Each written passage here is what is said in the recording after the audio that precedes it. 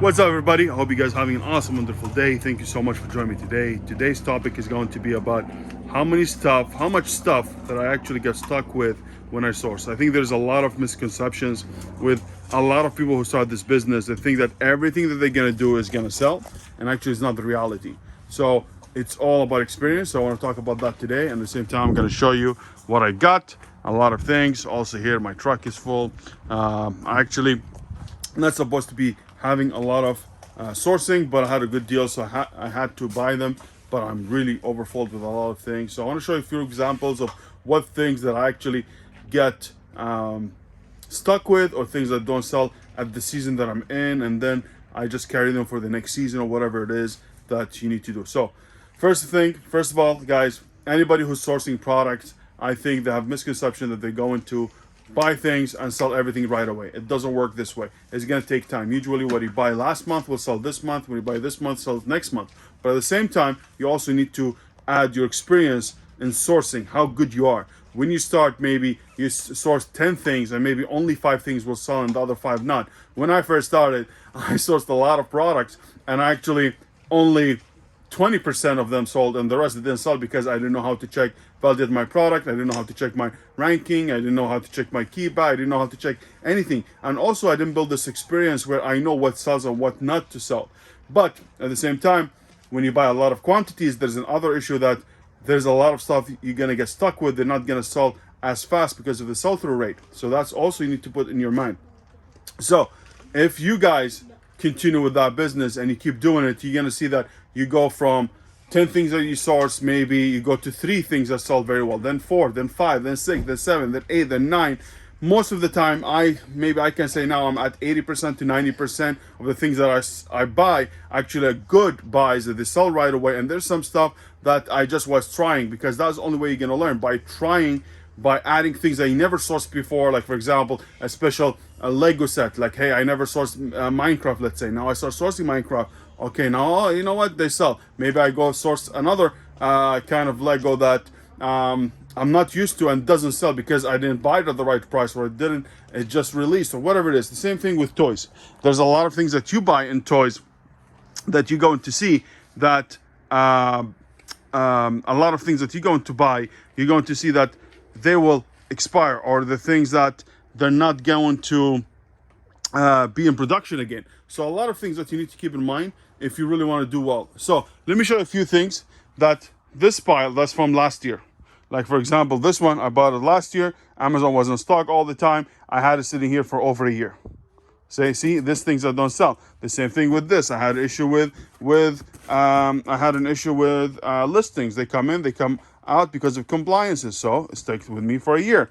There's other things that you're gonna encounter, which is, just let me go ahead and put the lights on. Where is it? Okay, there's other things that you are going to buy that you buy seasonal. So for example, these stuff, the advent calendars, let me just come in here and I'll show you, because you need to know, it's all about being ahead of your inventory more than anything.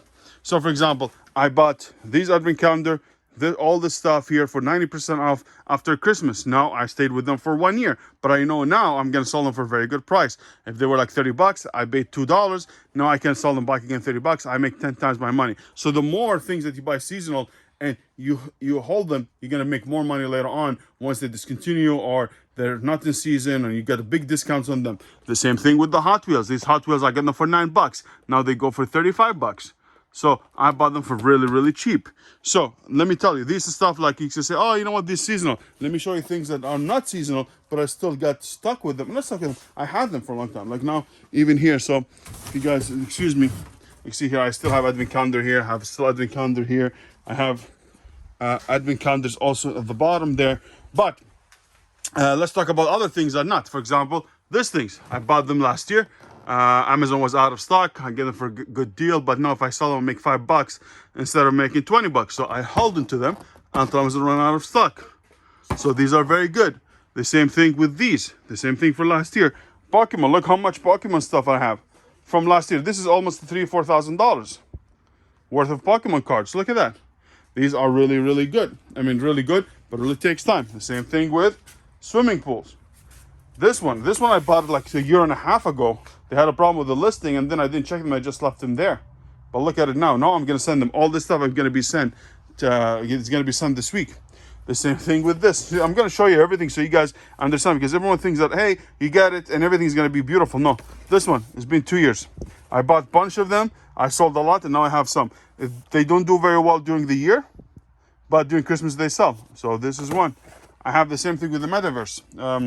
What's it called that?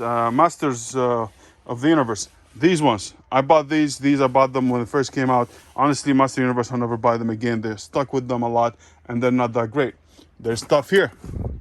Look at these. I bought them from last year. I still have them. This one last year, I still have them. This one last year, I still have them.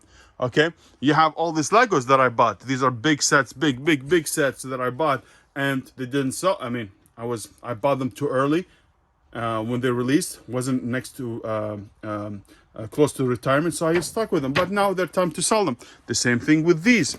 Same thing with these.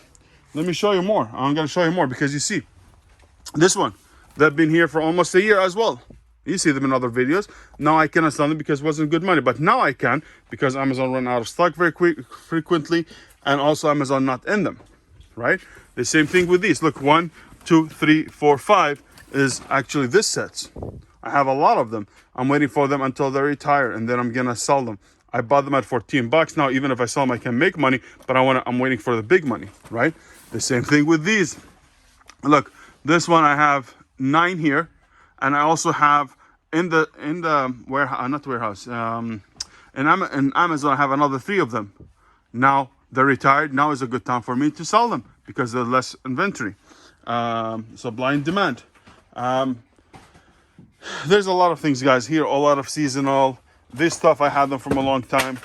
Okay, only now I'm going to be sending them. These I'm still stuck with them from last year. All this actually from last year, and they're still here, right? So let me just come take this. This is actually a good catch, guys. So what I'm trying to say, oh my God. What I'm trying to say, guys, not everything that you're gonna buy is gonna sell right away. You need to have a buffer of what things are gonna sell and what things are going to take time until they sell. So that's why you need to have, if you first start, you have to be very careful what you validate, and things that really sell very quickly, and you'll be able to turn around your money very quickly, and you'll be able to multiply your money. But if you're like, not like me, there's people who even much ahead of me by a lot, but like me now, I start holding inventory. I start buying things at the end of season, sell them the season after, or I have some stuff I can wait on them. But that's a lot of money being sitting in the warehouse, sitting in your storage unit that you're not able to make money of it. So anything sitting dead inventory is not good inventory, because dead money is just only there. You want the money to be working for you all the time. So when you start, you need to be very selective, very good at validating. And if you validate products and you know how to do it, I have a course. It's for free. I'm giving it for people for free. But if you want to join our mastermind, we have few people there. You can join for $29.99, and you can ask your question. But the whole course, if you want it, just reach out to me and I'll be able to give you the course for free. You'll be able to learn everything about retail online arbitrage, everything that I know. So guys, if you like this kind of content, please hit the like button, subscribe, and leave a comment if you have any questions. And I hope that was helpful by you understanding not everything that you buy is going to sell. You need some time. You need to be very good at validation. And also there's a lot of things that you're going to test them that might not work, and some of them might work. And that's going to expand your vision, going to expand your inventory, it's going to expand what you can source, and that's the way you do it. So thank you so much for joining me. I appreciate it, and see you the next time.